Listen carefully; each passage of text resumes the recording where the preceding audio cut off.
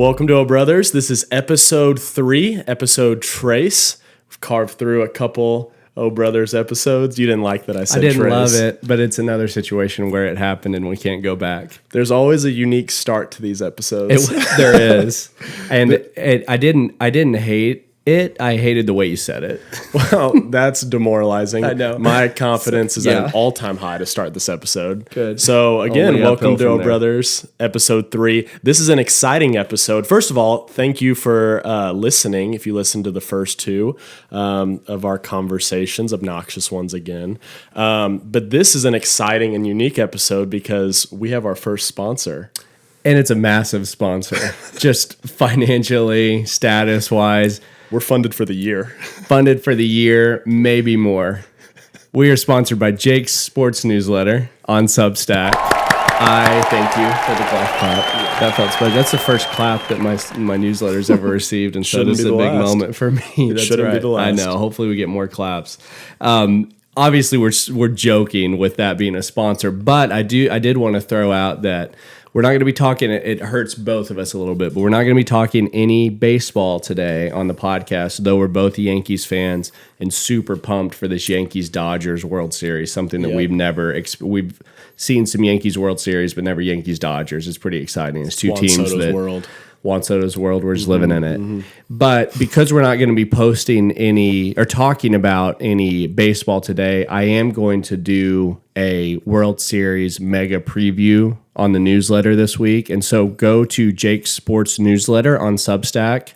And I'd love for you to subscribe. That's going to be coming out probably Thursday morning, the full kind of rundown of the World Series. So no baseball today, but Sam and I are super pumped.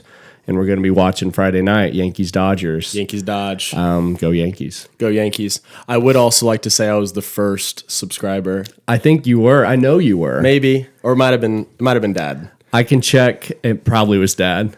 Well, I can check he the gets stats. that one. Yeah, He gets that one. We'll give him that one, but it was real close. I Yeah, can it look at was. the numbers and give you the rundown on that. But yeah, no, you have been a fan from the start. Love it. So- Well, they need to check it out. It's really a great newsletter. No plug intended. It's real. It's a great newsletter.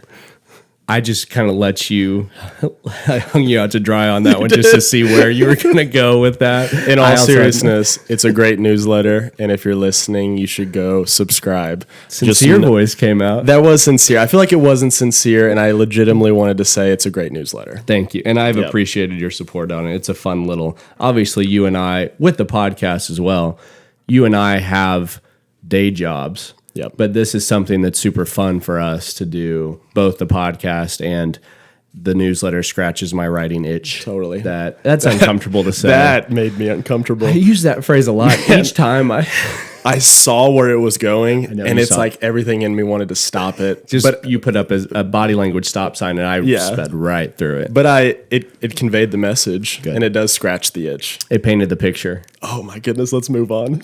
So, thank you. Rein me in. So, last night, that was smooth. The NBA season began. Yup. And we've already talked about it. We're kind of in MLB mode. Let me do a quick pitch. Yep. This is a surprise. I feel so strongly that the NBA should wait to start until Christmas.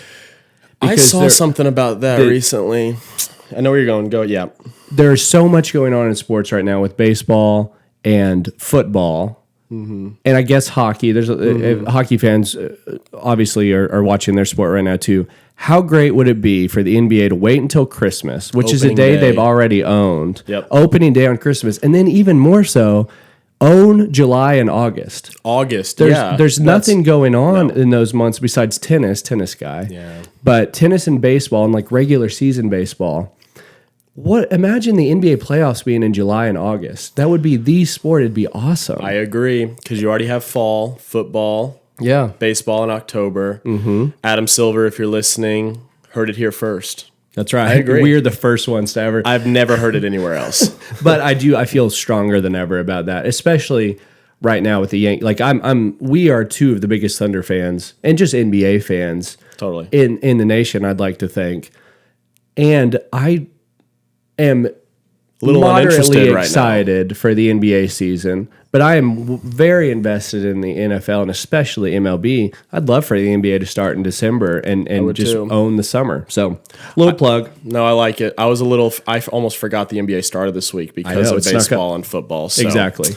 Agreed. But in honor of the NBA season starting last night, I think this should be, previously decided. Me thinks that this should be an NBA award prediction episode. I like that. That's the title. That's our title right there. Check NBA awards prediction episode. You said check in the last 2 episodes, and I like it. It's going to become a thing. Your thing every time. Scratch the itch and check. Scratch the itch and check it. All right. So let's go. We've previously decided on what awards we're going to talk about, and we're just going to go back and forth. Okay. Maybe we can switch up.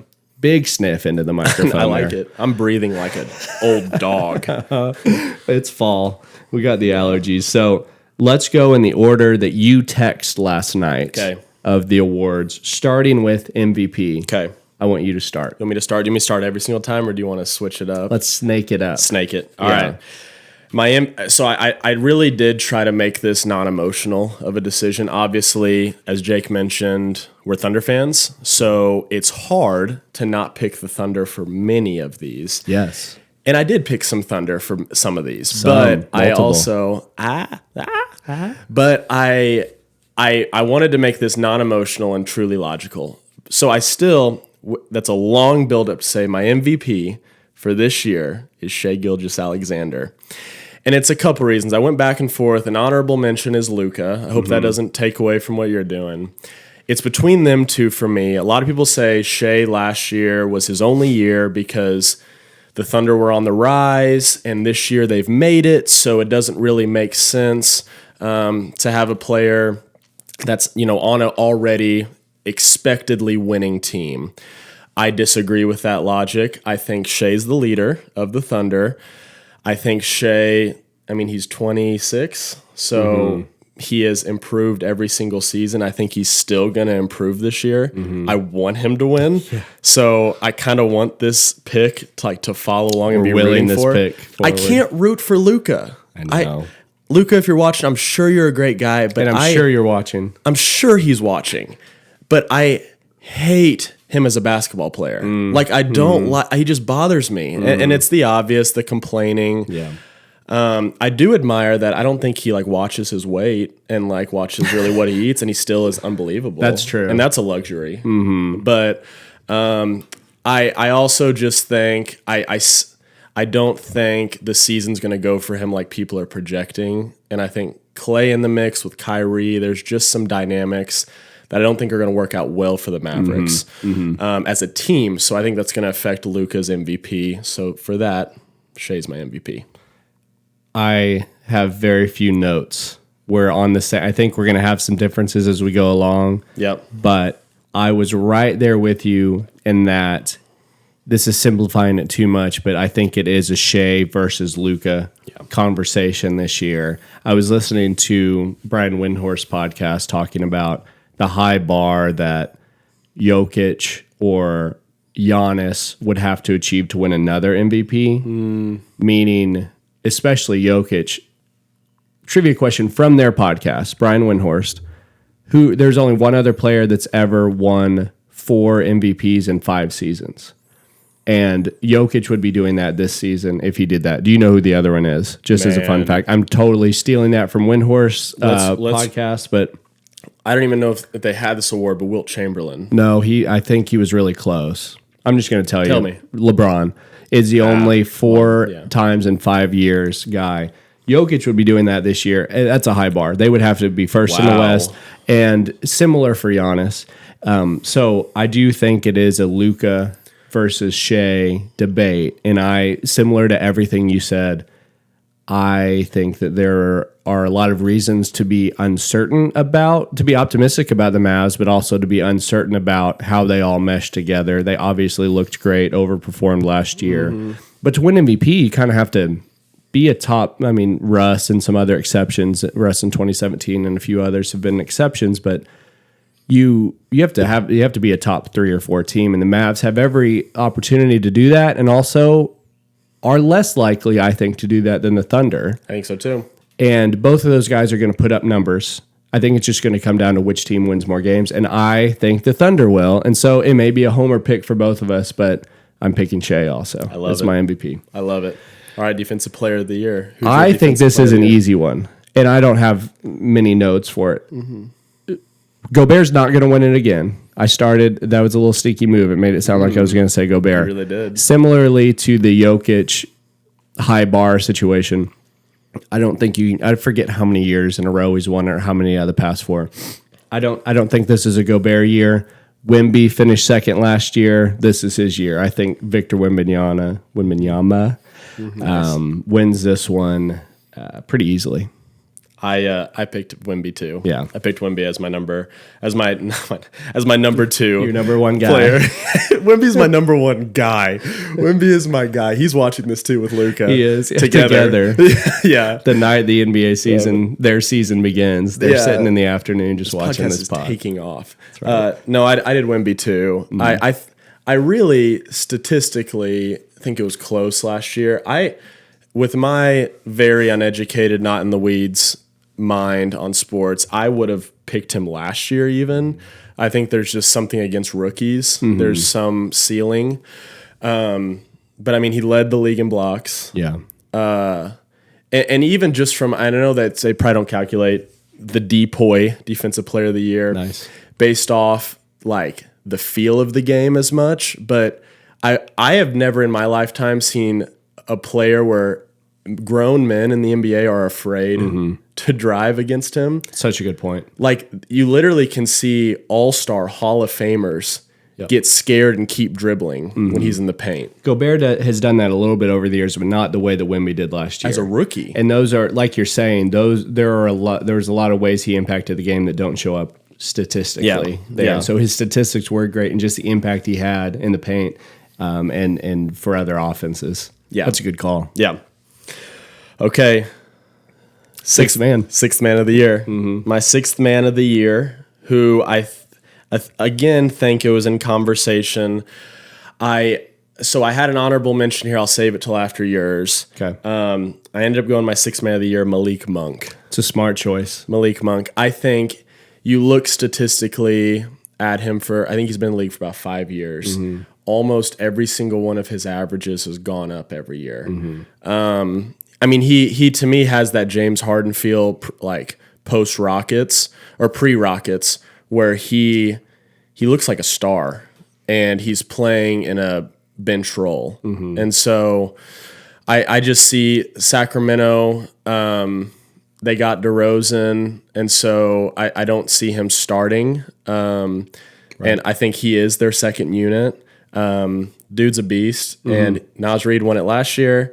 I think Malik Monk got second. He was second, and it was really close. 45 Yeah. I looked this up this morning, 45 to 43 first place votes. Monk nearly won it last year. He'll win it this year. I think it's a good pick. Yeah.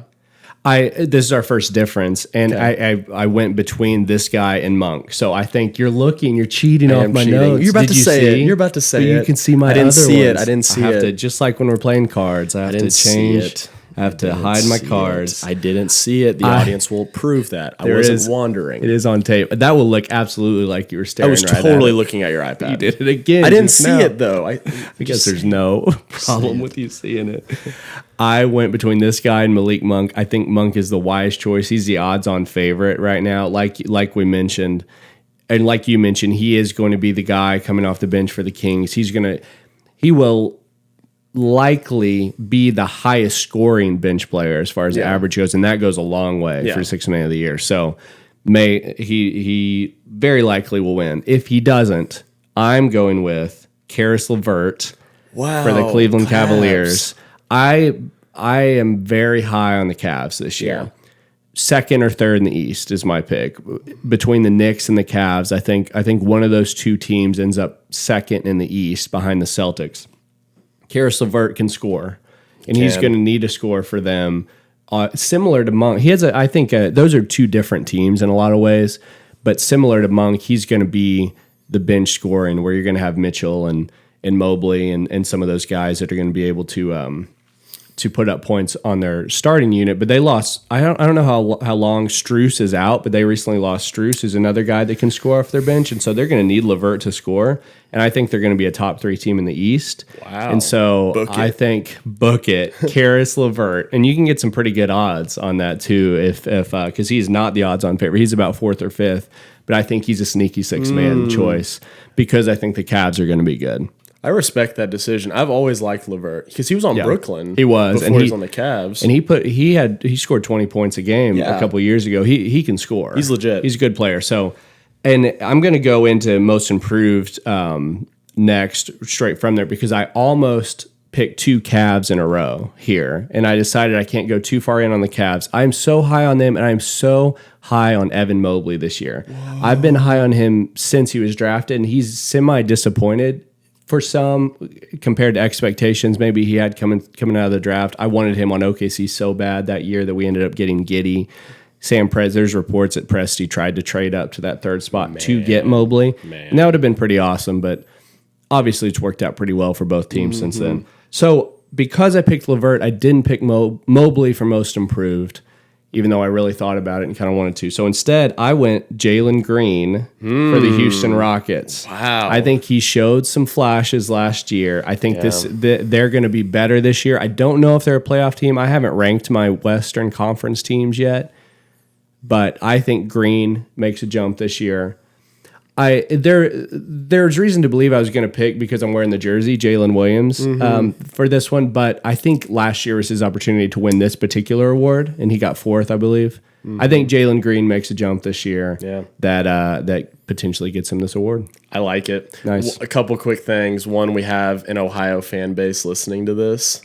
And they just fell in love with you. LeVert and Mobley. Good. LeVert and Mobley. So I wasn't even thinking about how much they would like that, but that's a good reminder that shout out Ohio. And they're probably going to hate me because I don't have Cleveland on any of mine, but that's not just a shout out to the Ohio listeners. I truly believe they're going to be I like your picks. I like Karis LeVert. I also think Jalen Green's a sneaky who's a sneaky player who's gotten a lot of slack, but I mean, he can score the ball. He also, I've heard these reports. He wants to win awards. Okay. So I've just heard reports about responding in DMs to sports reporters who maybe speak negatively of him. He cares about awards. He's trying to get this award. And I think this would be the award that he could get this year on the path to maybe one day. I don't think he's an MVP guy, but and a most improved helps toward that path. And I think he could be gunning for it. That's what I'm saying. Well, he'll have to go against my most improved player of this year. Honorable mention, Jalen Williams, but my most improved player of this year is Golden State Warriors, Jonathan Kuminga. I really like Kuminga. He's 22 years old. Wow, he's been in the league 25 or 26. He's been in the league since 18 years old. So he's been watching Curry, Draymond, Thompson, players that like he kind of has a little bit of each of them. And Warriors selected him high. I can't remember what they picked him. He was like 7th or 8th. Yeah, he was right behind Giddey, that same Mobley draft. He went right after Giddey, I believe, at 7. Top pick. He's younger than Anthony Edwards. I mean, so this dude, I mean, is what most people, he's Dalton Connect out of Lakers. He's the same age as Dalton Connect. Wow. He's been in the league for 4 years. Wow. I like him for a couple reasons. I'll make it short. He went from 9 points per game 2 years ago to 16 points per game this past year. No notes, by the way. Just straight from the dome right there. Straight from the noggin. Look at you. But I think it's the same scare I have for the Jalen Williams thing you have, that he did make a jump. But I think he'll make an even bigger, like a Shea level jump from like, and this is just points, but like a 16 to like a 24 points a game. Because Warriors lost Thompson, who was bringing in 17, 18 points a game. They lost him. They have Pods. They've got Draymond, and they got Buddy Hield. But really from like a co-star level, I don't think Pods is going to be Curry's co-star.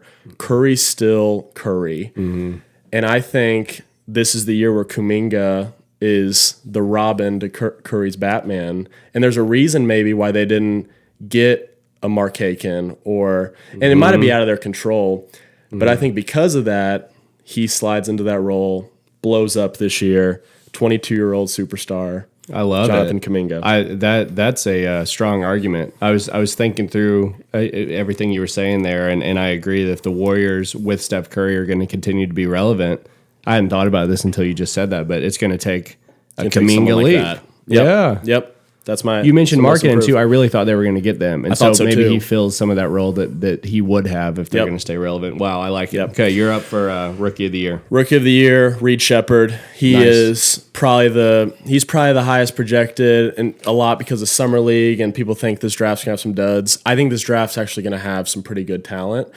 I just do like watching Reed Shepherd. I think he really brings a lot to the game. He's a playmaker. He's an athletic defender. He can shoot lights out. I think he's on a good Rockets team that's gonna allow him some minutes. He's my Rookie of the Year. I like it. I similarly with the Cleveland situation, I considered Shepherd, but I couldn't pick Green, and I don't think the Rockets are going to be good enough. I think they're going to be very good, but not good enough to pick Green and Shepherd. So I think it's a really good pick. I living rent free, which I think is the thing I said last week too. I need to quit using that phrase, but in my head for Rookie of the Year is Jared McCain. I cannot get this long shot pick out of my head. Philadelphia 76ers, I believe he was the 16th pick out of Duke, a guy that can score, just a really good teammate, and I do not trust the health of the Sixers. But they're a team that's going to be relevant with Maxey and some combination of, I say combination because I worry about their health, of Paul George and Embiid. Embiid's already said he's not going to play back-to-backs. There are going to be a lot of games and a lot of opportunities, even though there's a lot of mouths to feed scoring with that team.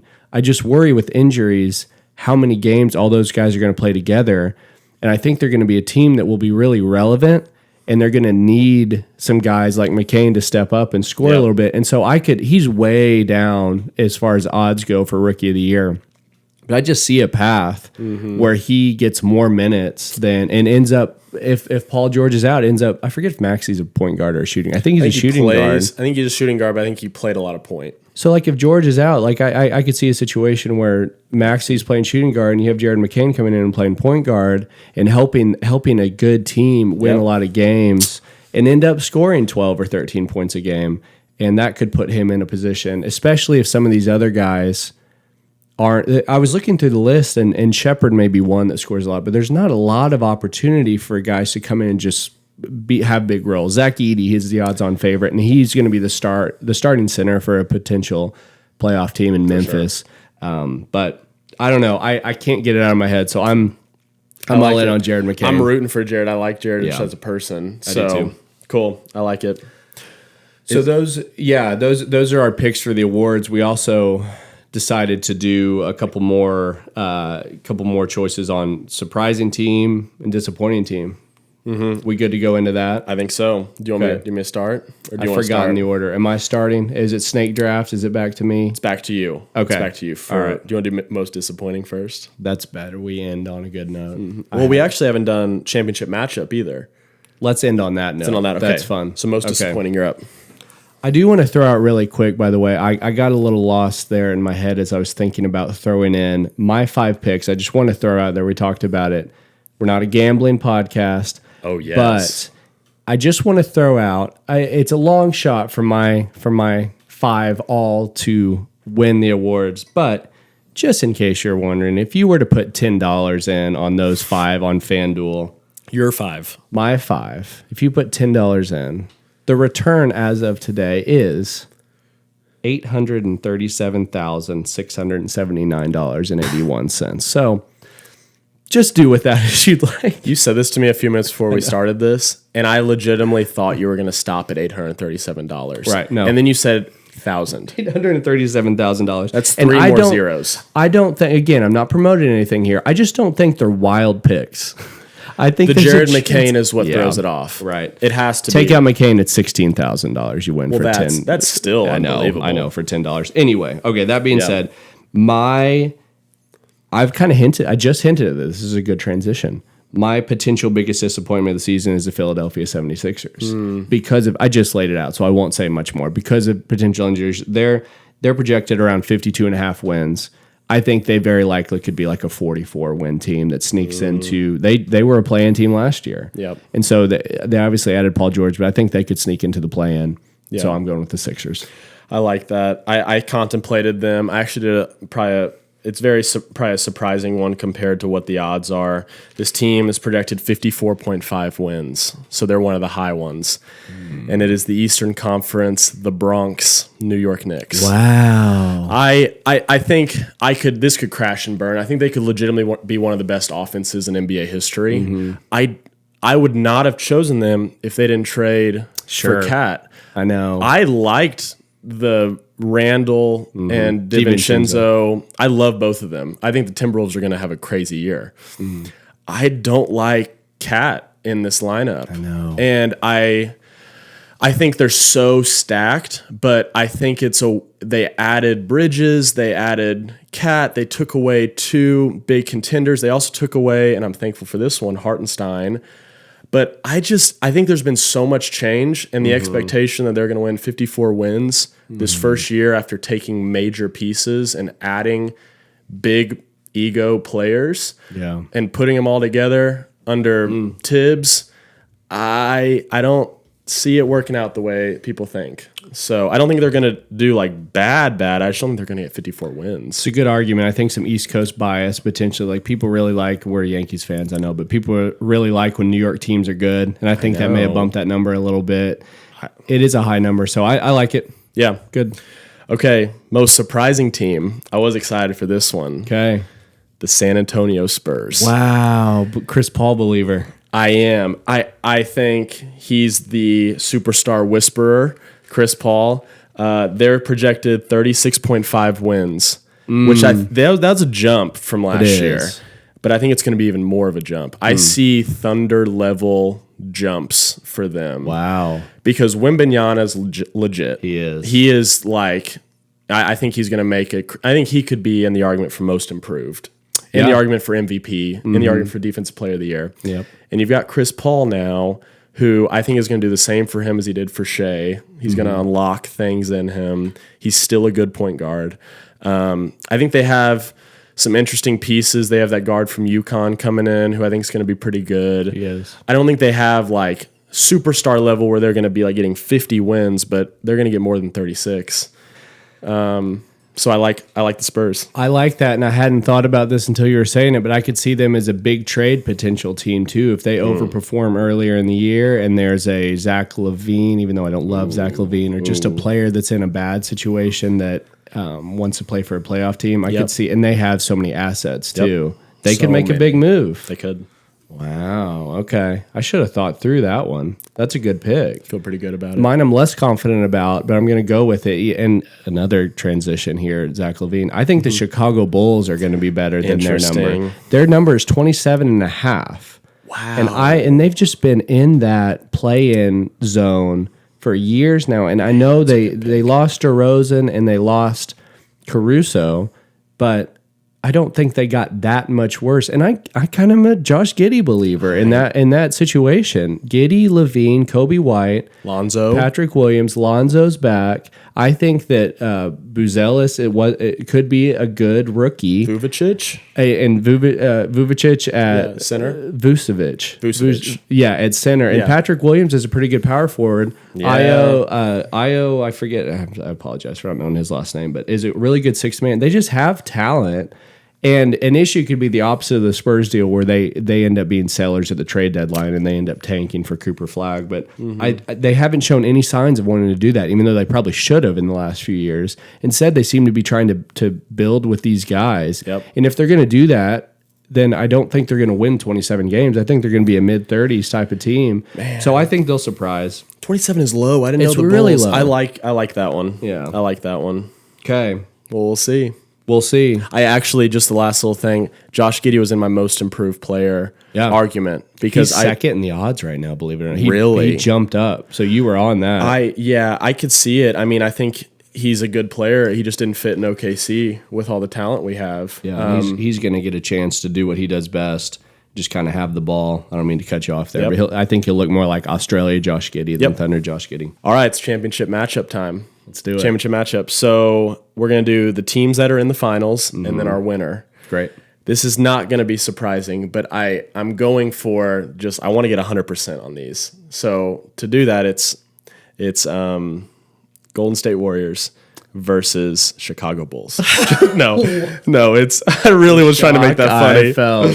Well, you got me. I thought, wow. OKC you Thunder. really believe in Kuminga. Sorry. OKC Thunder versus Boston Celtics for my championship matchup. I really do believe, even if I wasn't in OKC, the Thunder are going to win this year's finals. And I want that to happen so bad. So bad. I want this to be the finals. No, I want this to be the finals because the Celtics are my second favorite team in the NBA. I like them. Like I don't just like tolerate. I really like the Celtics. I do too. But I love the Thunder, and I think they're going to meet, and I think it's going to be awesome.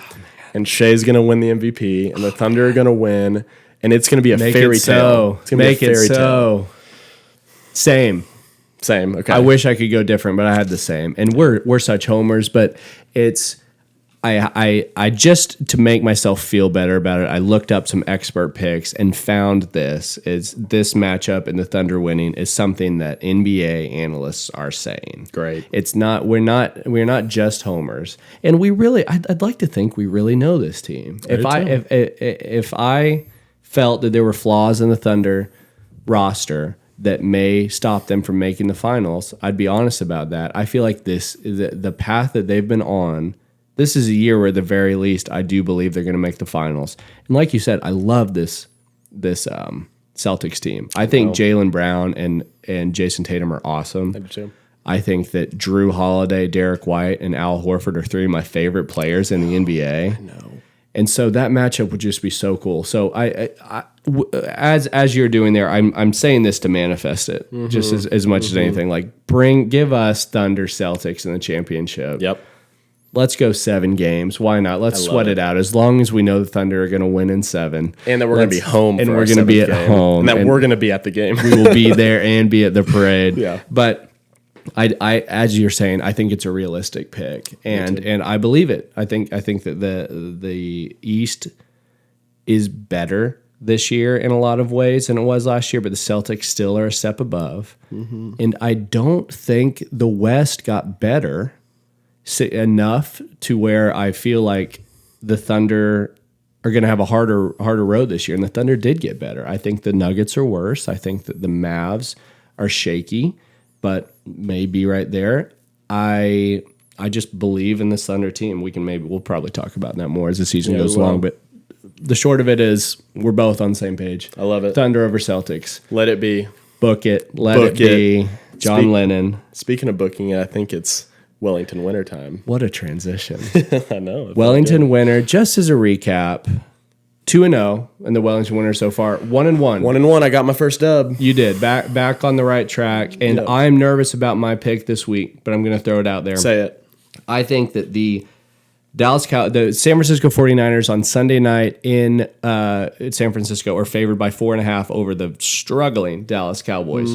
For whatever reason, I believe this is the week that the Cowboys get it together, at least enough to not lose by more than 5 points, 4 points. So I'm taking the Dallas Cowboys plus 4.5 over the San Francisco 49ers. I think the 49ers are struggling. I cannot see this Cowboys team continuing to play this bad.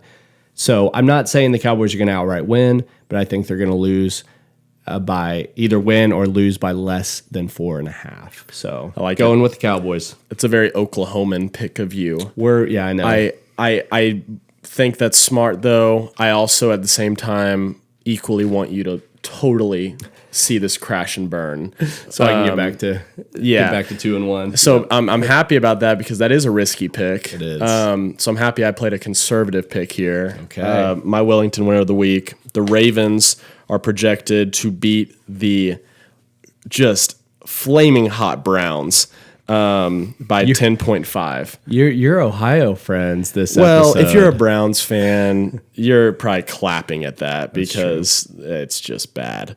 But I know Ohio fans are angry.